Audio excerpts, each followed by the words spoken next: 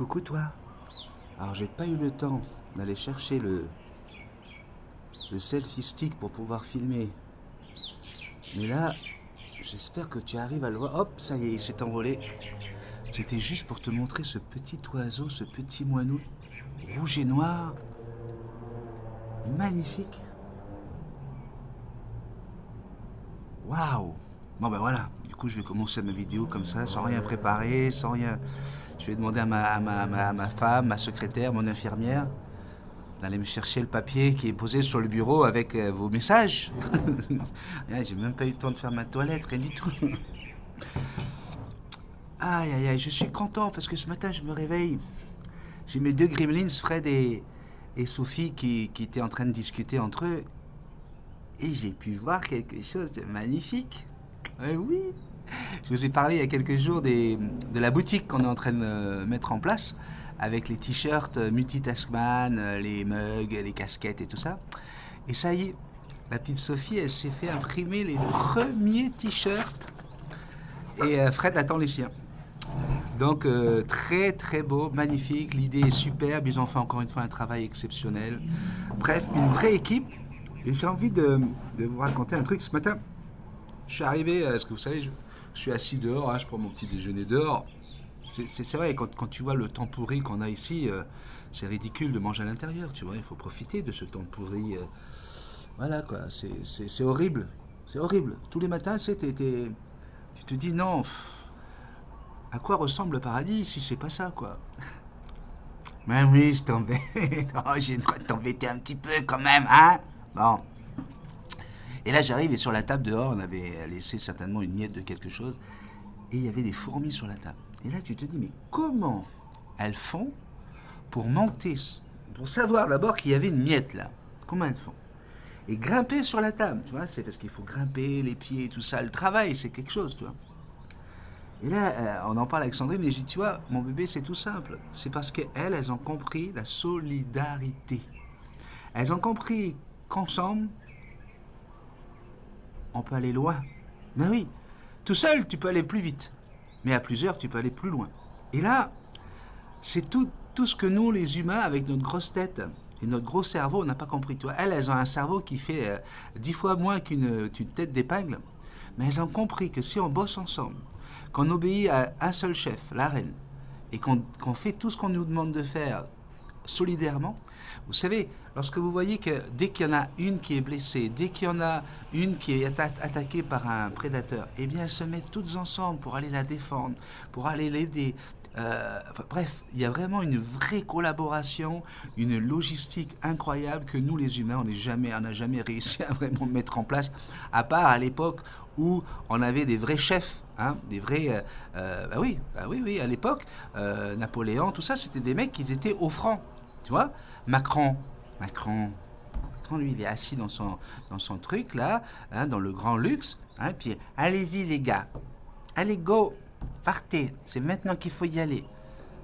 Alors, ça n'a plus rien à voir. Donc, il n'y a pas ce côté, voilà, solidaire. Allez, je vais faire vite, hein, parce que j'ai imprimé des messages hier. Alors, j'ai un message de Daddy Fleur. Alors, ça a évolué depuis, mais quand j'ai eu ce message, je l'avais mis de côté. Bonjour Béni, c'est toujours un plaisir de te voir avec ta jolie femme à tes côtés. Je l'embrasse aussi. Et bon courage pour sa première journée de boulot. Merci pour cette belle vidéo de Indiana et Jackson.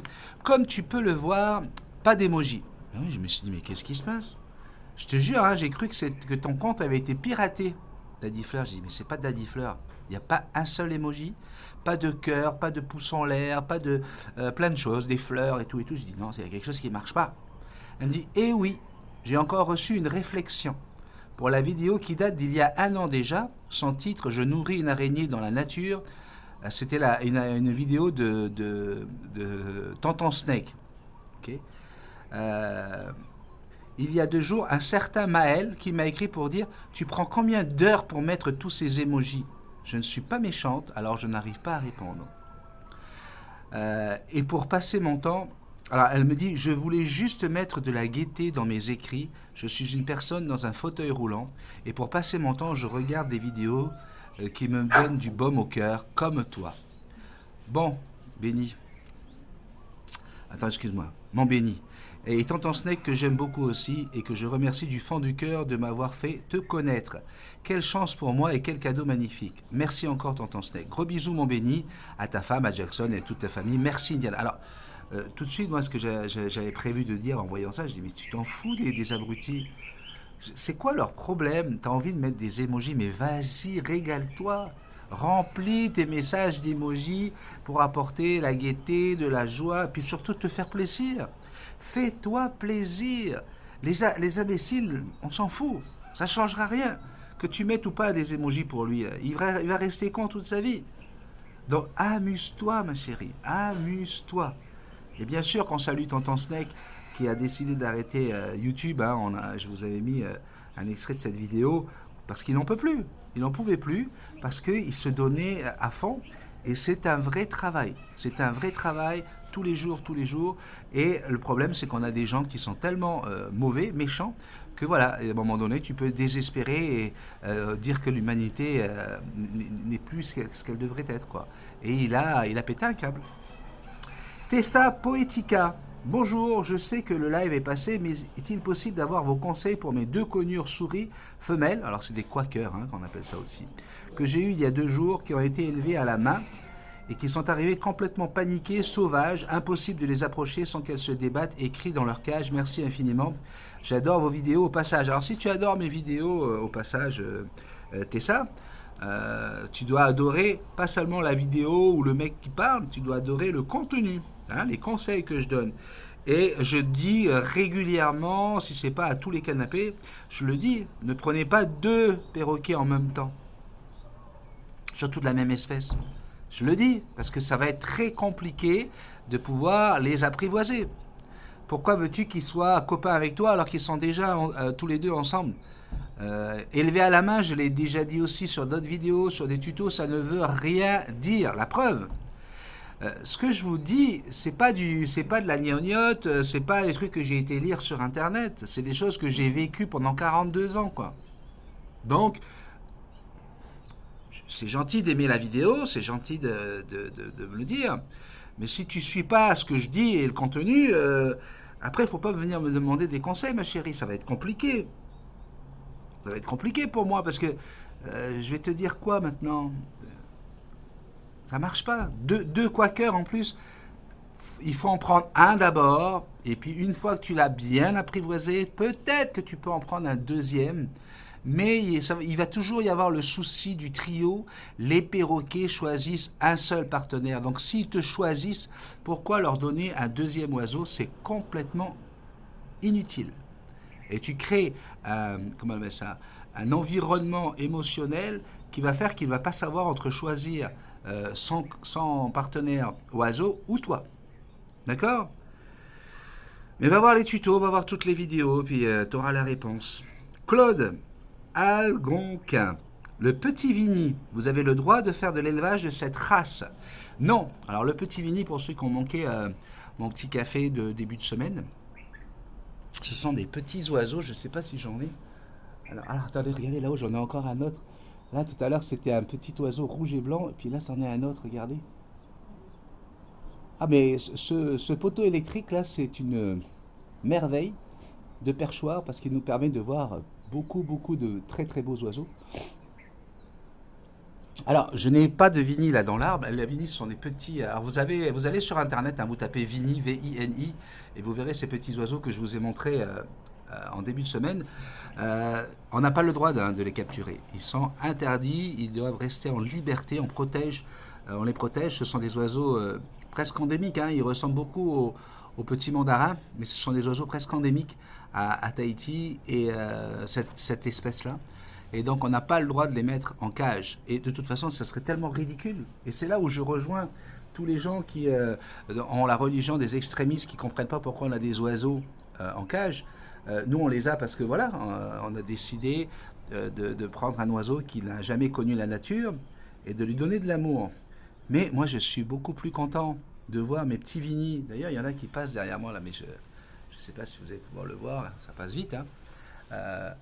Je regarde en même temps que je vous parle.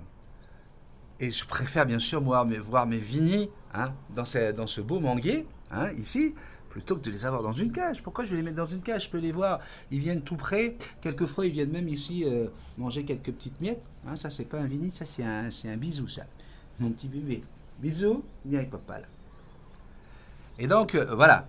Pour les Vini, on n'a pas le droit de les élever. On n'a pas besoin de faire d'élevage de Vini puisque la captivité est interdite. Florence Guillain. Bonjour, je vais pour la première fois partir en vacances avec mon perroquet Amazon. Je suis un peu stressé, je ne sais pas comment elle va réagir. Quelle cage je dois prendre? J'en ai acheté une, mais j'ai l'impression qu'elle est trop petite. Cage de transport, longueur 47, largeur 37. Bon, c'est quand même une bonne cage de transport. Mais comme son nom l'indique, c'est une cage de transport. Tu ne peux pas laisser ton Amazon toute la journée enfermé dans une cage pareille.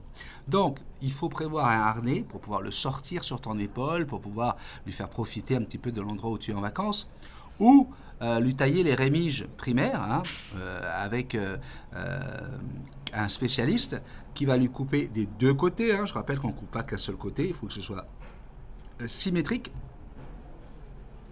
Et là, tu auras moins peur qu'il se sauve. Mais est-ce qu'il va être bien? Mais bien sûr qu'il va être bien. Bien sûr, tout simplement parce qu'il sera avec toi. Normalement, un oiseau, lorsqu'il devient votre partenaire, où que vous soyez, en voiture, devant la télé, devant votre ordinateur, peu importe tout ce que vous faites dans votre vie, il va vouloir le partager. Alors encore plus les vacances. Pourquoi? Parce que pendant les vacances, il y a du stress en moins. Voilà, on est tranquille.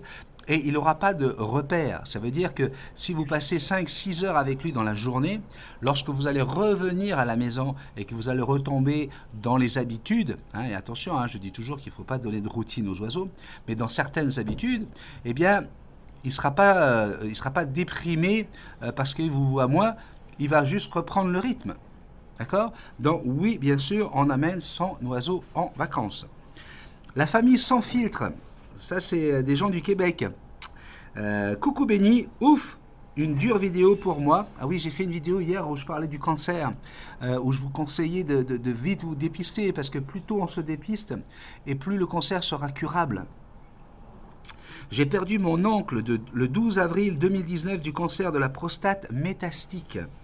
Il avait très peur des docteurs et ça lui a coupé la vie. Il n'avait que 56 ans. La journée de ma fête, nous avons su qu'il allait mourir. Il me manque terriblement, j'ai eu l'honneur d'accueillir mon 6e enfant le 12 décembre et je lui ai donné son nom. Je vais certainement montrer ton vidéo à plusieurs personnes de mon entourage si je peux sauver une vie de plus.